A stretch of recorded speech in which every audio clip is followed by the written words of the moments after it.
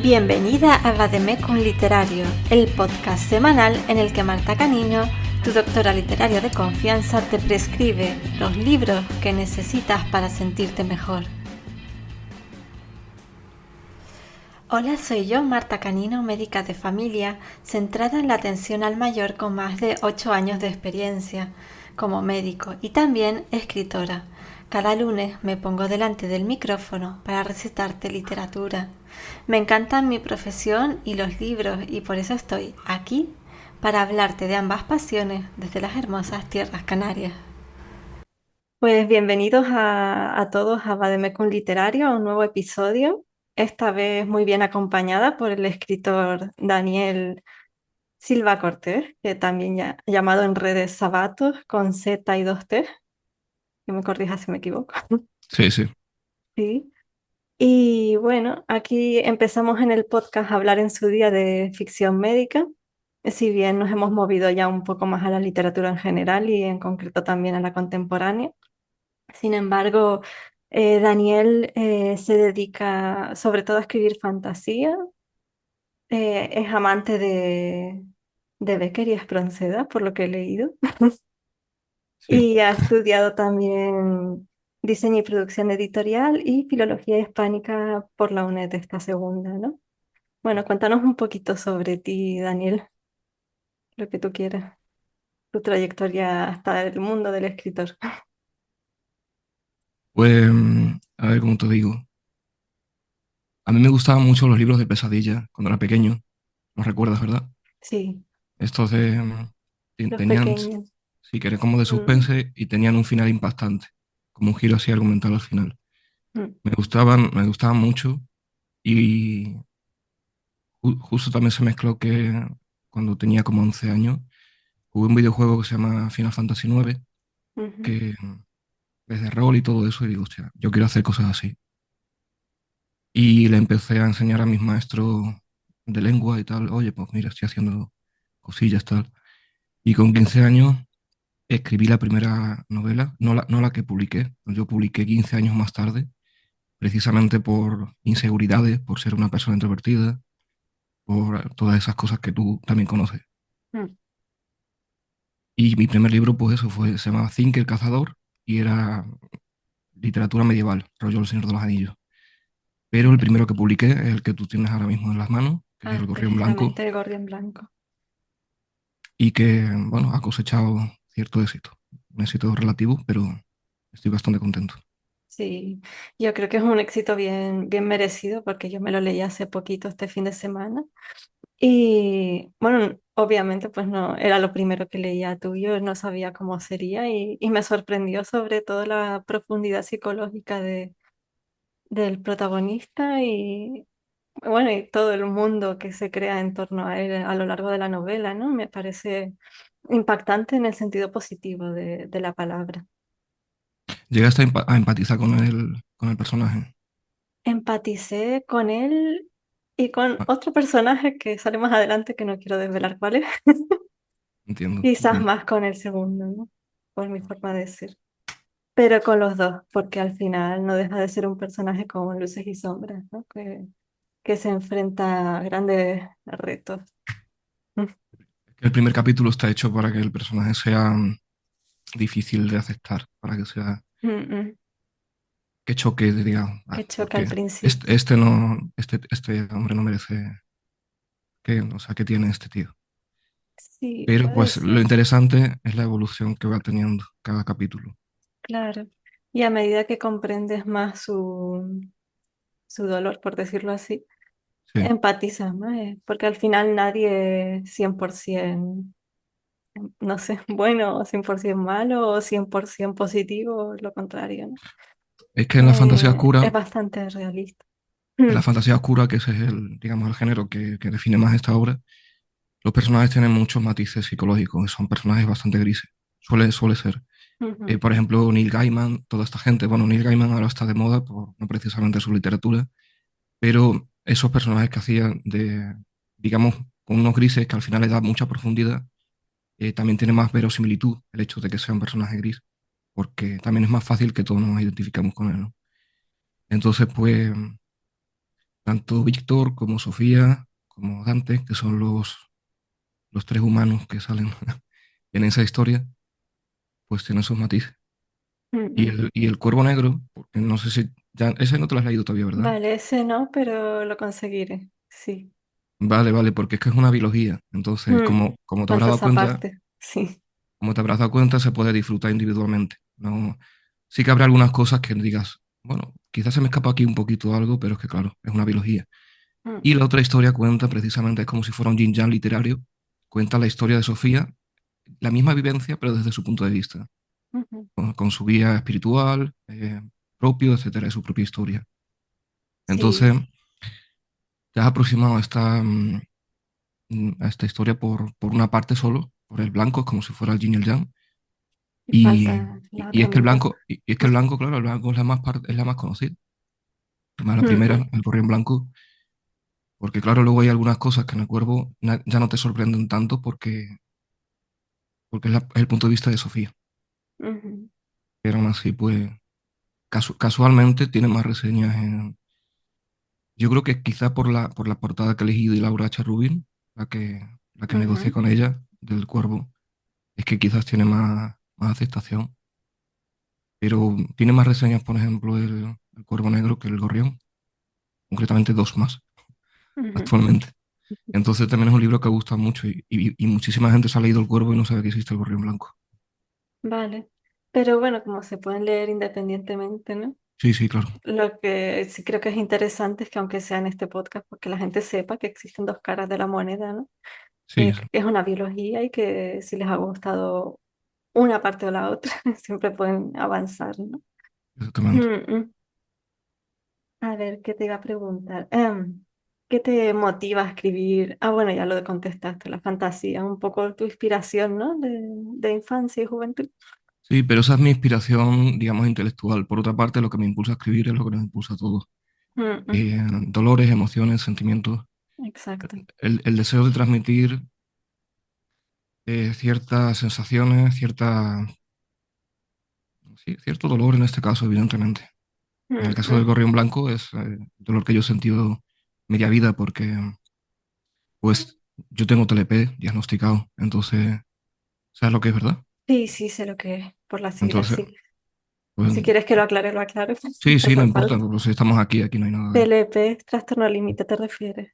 Sí, sí, La personalidad. Vale. sí, sí, entonces es un Ok. trastorno de inestabilidad emocional Mm, mm. y yo en el Gorrión Blanco más o menos he contado pues cómo ha sido mi lucha, como en un revestimiento de fantasía, por supuesto, Sí, por supuesto, claro.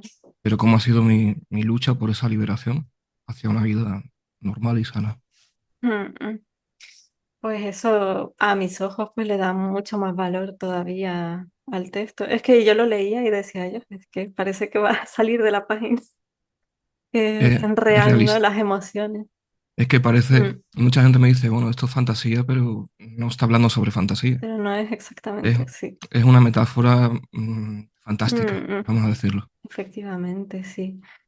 Y eso me lleva a, bueno, sí, yo quería comentar también en el podcast para quien aterriza aquí por primera vez que, bueno, yo soy médico de familia aparte de escritora y que el tema de la salud mental pues también me toca de cerca por diversos motivos y que siempre lo intento tratar de la manera más respetuosa posible porque al final todos podemos caer en cualquier tipo de enfermedad, trastorno o neurodivergencia Sí. o lo que sea, ¿no? Y la sensibilidad humana pues es así, a veces juega a nuestro favor y otras veces pues no tanto, ¿no? También tengo que decir que no es un superpoder.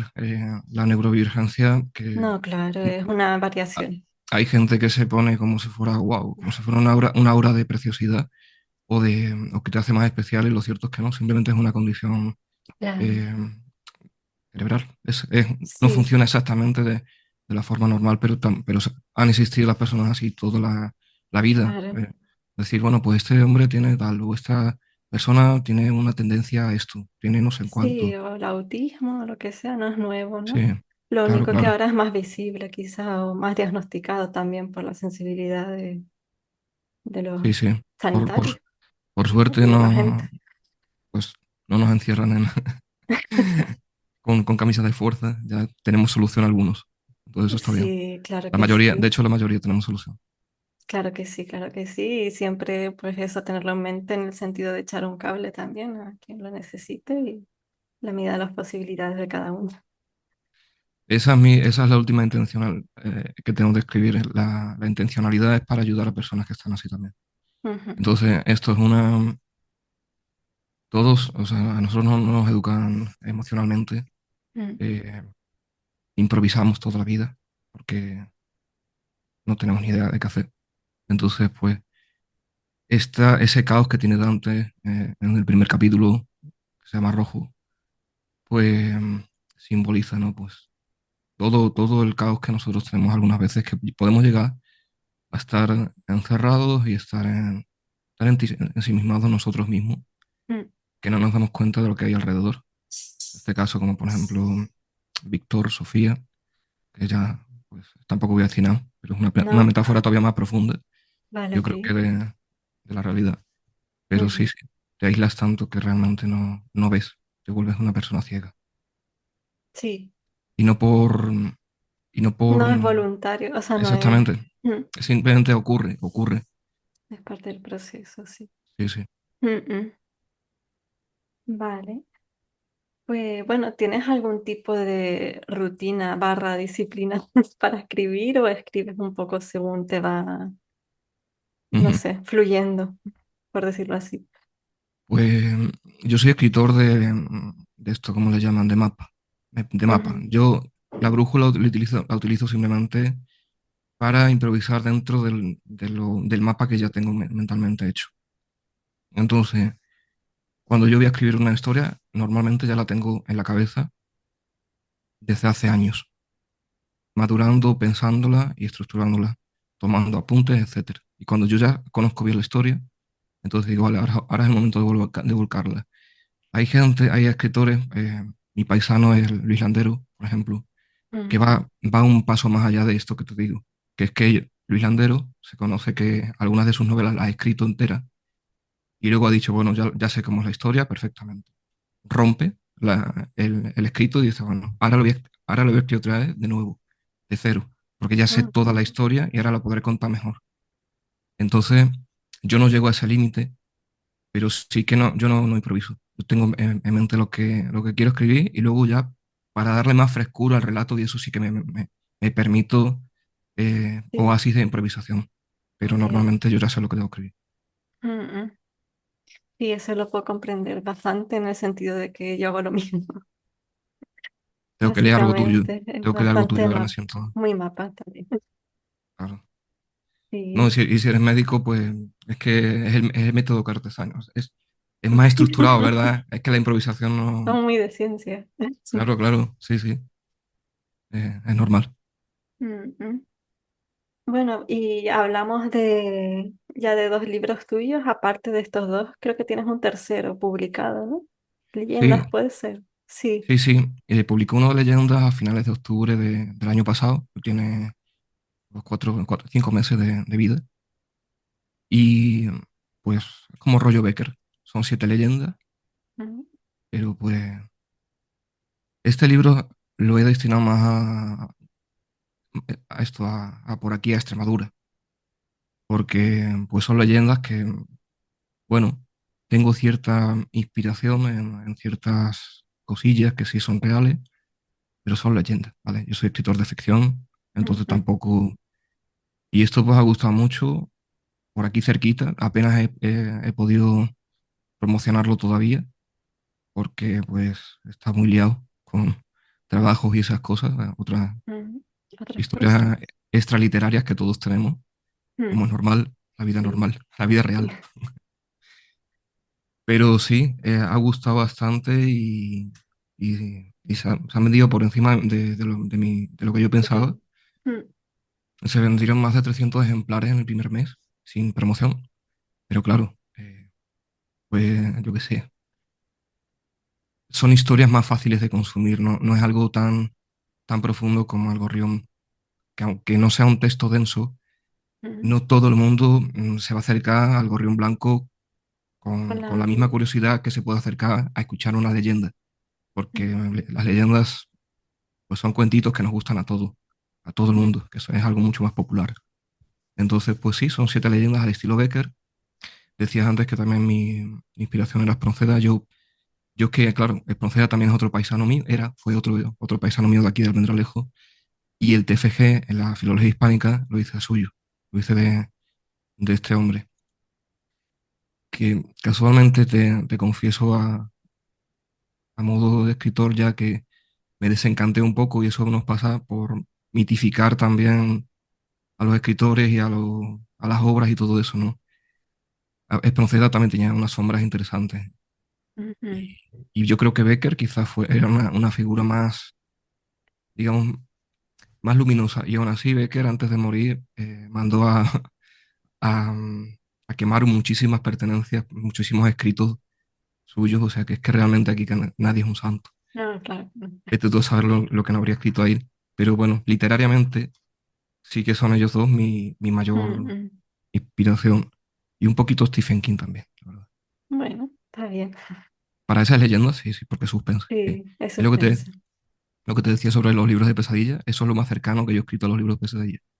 Además que tienen además ese girito final Mm, de... ya te lo sí, mandaré, ya te lo mandaré. vale, vale. Me hace gracia que menciones los libros de pesadillas, porque yo creo que no soy la única, o sea, Claro, teniendo es en que cuenta la gente que va a escuchar esto, ¿no? Que fueron míticos en su día y yo me los leí, yo creo que casi todos. Bueno, no sé si casi todos, pero 10 o 20 por lo menos. sí, sí, en Hispanoamérica se llamaron escalofríos Ujú, y, y sí, sí, fue un boom mundial como lo fue Harry Potter, sí, pero pues con los en libritos su de este momento. hombre. Era el terror para jóvenes, el suspense para jóvenes. Ujú, Y a mí me marcó mucho porque pues a muchísimas personas no empezamos en la lectura con esos libros pequeñitos, mm. pasando miedo y al mismo tiempo pues aprendiendo y decía, hostia, pues es bonito esto. Sí, claro, porque después de todo vuelas un poco, ¿no? Con tu imaginación también, cuando lees algo que A mí me te gustaba impacta. mucho. Ah, E guay. hice con 10 años hice una versión pequeñita de un libro de pesadillas. Me acuerdo con mi prima y mi primo, ahí como una historia, Ujú, ya sabes. Eso yo creo que es lo primero literario, la primera cosita que hice, que fue sí. con 8 o con 9 o 10 años, una mini Mm, historia de pesadillas. Pero ojo que le hice la portada con un cartón especial, le sí, le puse su pusiste código de cariño. barra. Sí, sí, no, claro. Luego estudié producción editorial. Entonces yo ya sabía más o menos por dónde iba a tirar. Mm. Lo que pasa que, hombre, pues no da tanto dinero, por ejemplo, como la medicina, aunque es menos arriesgado que lo tuyo, claro. Es que también conozco a gente muy de cerca, Sí, de este sector. que son médicos, han trabajado en hospitales muy cercanos, me toca muy cercano. Mm, Entonces te entiendo, te entiendo. Y no sé de dónde sacas mm. tiempo para escribir, la verdad. Esa es una buena pregunta. No, pero sí tiene su respuesta. Yo básicamente me organizo mucho, soy muy estructurada, como dijiste. Y lo que hago es que una hora antes de trabajar más o menos me siento, escribo con mi café en silencio y ya después empieza el día. Eso sí, yo después de trabajar no sirvo para nada, no podría escribir cosas decentes, Demasiado. ya demasiada saturación. Y bueno, algo más que quieras comentar a los escuchantes sobre tu... Nada, pues simplemente que mis libros de momento están solamente en Amazon, Ujú, en formato físico, en Kindle, también están en Kobo, sí. y que la gente de España, pues que si lo quiere dedicado, como es tu caso, Mm, como fue tu caso, pues que si lo quiere dedicado, pues que sencillamente me escriba por Instagram, porque pues tengo mi stock aquí en casa preparado sí, precisamente para eso. para eso sí. ¿Vale? Porque a mí cuando yo era pequeño, iba los autores allí al colegio y eso. Yo guardo esos libros como con mucho cariño. Los Claro. libros que, recuerdo que tengo uno se llamaba La Selva Prohibida, de Mm, Heinz, bueno, era un hombre que escribía en español, pero su apellido creo que es alemán, no me acuerdo exactamente cómo era. Sin embargo, el nombre del libro sí era La Selva Prohibida y a mí me encantó. Luego vino también eh, José María Latorre, que era también muy conocido de editoriales SM. Y, en fin, esas cosas la verdad que las guardo con mucho cariño. Y mi intención es que personas como tú, personas como, pues también guarden con el mismo cariño que yo guardé esos libros, pues los Mm, míos. Así que me hace, tener ese recuerdo, a sí. veces me hace más ilusión a mí firmarlo, mandarlo mandarlo firmados que, que al propio lector que yo se lo mande firmado, pero luego con el tiempo lo entiende porque dice, hostia, pues este libro no es Claro, malo, no es malo y quizás vuelva a leerlo más adelante. Entonces, sí, sí, después te acuerdo. Sí, está súper bien. pues Y eso. bueno, antes de terminar, ¿qué libro recomendaría que no sea tuyo? Hombre, claro. A nuestros oyentes, así como un super libro que hay que leer, entre comillas. Dime de qué género, ¿De qué género? porque te lo recomiendo a ti y entonces si te lo recomiendo a ti del género que tú digas, se lo estoy recomendando a mucha gente. Ok. ¿De contemporánea, por ejemplo? ¿O eso no lo lees tanto? Si no, uno de Ah, fantasía también ahí nos me sirve. pillas, ahí me pillas. A ver, voy a tirar de clásico, voy a tirar de clásico. Un mundo feliz, a mí me parece una Ah, brutalidad, vale. me parece una brutalidad, pero sobre todo con lo que estamos viviendo ahora, la realidad que tenemos ahora, que no tenemos el SOMA, pero tenemos las redes sociales y muchísimos otros Mm, estimulantes, generadores de dopamina, etcétera. Me parece un libro que es para leerlo hoy y reflexionar, y que está de una actualidad brutal. pues sí. Ahí estoy muy de acuerdo, yo también me lo he leído y es súper recomendado. Quien se lo lea, pues que nos transmita sus sensaciones después. Y nada, llegados a este punto, pues nada, mil gracias Daniel por sacar un huequito para venir. Y para la gente que nos escucha, recordarles que eso, que él está en redes como @Z, que suena siempre raro en canario, pero bueno, Sabatos con Z y dos T. Sí. Y de todas formas, en las notas del programa pues estará toda la información de los libros y de todo. Luego Así que ahora te voy a pasar eso, un pequeño enlace para que sepas por qué me hago llamar Zabat, entre comillas, me hago llamar, eso suena, qué vale, pomposo, ¿verdad? Pero por qué utilizo el nombre de Zabatos en ese redes sociales, seudónimo. que tiene que ver Vale, con mi mayor miedo. ok, pues ahí lo dejamos Muy bien, en suspenso. pues encantado, Marta. Pues Un un placer. placer, Daniel, que descanse. Tú también. Y esto es todo. Un abrazo desde Canarias. Si quieres saber más de mi faceta como escritora de novela contemporánea y romántica, pásate por mi web martacaninoescritora.com. También estoy en Instagram como @martacaninoescritora, todo junto.